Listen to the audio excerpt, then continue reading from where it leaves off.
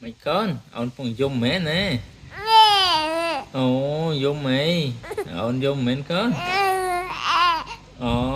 Ông dùng mẹ. Ồ mày con à dùng rừng ai đâu nè hả ông dùng rừng ai ừ ông dùng rừng ai con cái hào dùng mày thì chân dùng mẹ hả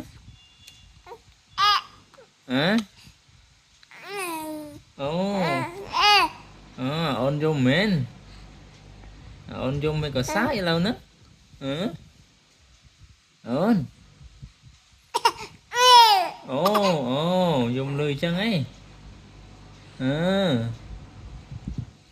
ôn ôn dùng ồ ồ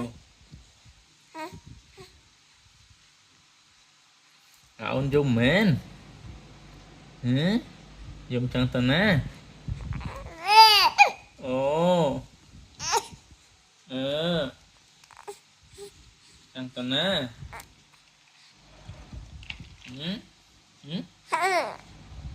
hả ôn dùng chân tần á